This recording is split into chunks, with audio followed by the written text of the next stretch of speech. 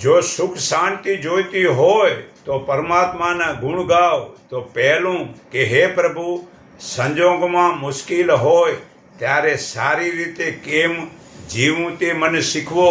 બીજું કે હે પ્રભુ, બધી બાબત અવળી પડતી હોય ત્યારે હાસ્ય અને આનંદ કેમ ન ગુમાવવા તે મને શીખવો.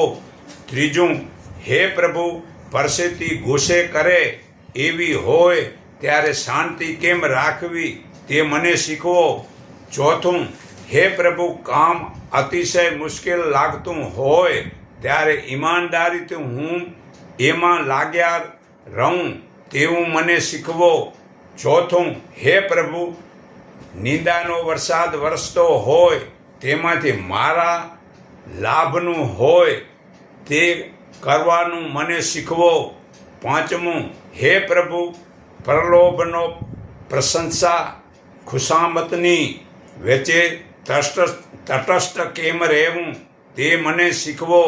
છઠ્ઠું, હે પ્રભુ, મારે ચારે બાજુએથી મુશ્કેલીઓ ઘેરી વળે ને શ્રદ્ધા ડગમગ થઈ જાય, નિરાશા મનમાં ડૂબી કેમ જાય ત્યારે ધૈર્ય મને શાંતિ તારી કૃપાની પ્રાર્થનાની પ્રતીક્ષા કેમ કરવી તે મને શીખવો. હવે પહેલાં જુઓ, સુખને આધાર ધન સાથે નથી પરંતુ સંતોષ સાથે છે. તો સંતોષ રાખો તો આનંદમાં રહ્યો અને જુઓ મજા, પરંતુ લાભ વધે તેમાં લોભ વધે છે. તો સંતોષ રાખવાથી લોભ કાબૂમાં આવે છે.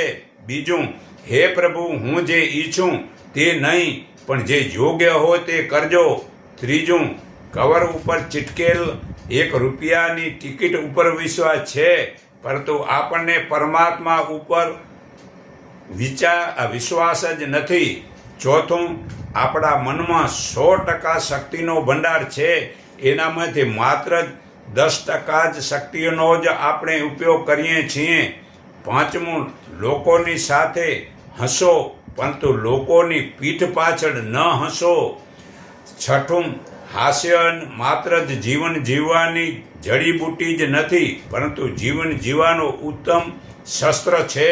સાતમું, પ્રભુનો આનંદ એ અમુક દિવસને માટે માણવાની વસ્તુ નથી પણ ક્ષણે ક્ષણે અનુભવવાની વસ્તુ છે. આઠમું, જીવનના શ્રેષ્ઠ આનંદનો અવસર ચાલ્યો જાય તે પહેલાં માણી લો. આ પરમાત્મા અહીંયા હાજર છે અને એમાં આપણી સુરતાને ડૂબાવી ને આ આનંદ માણી લો.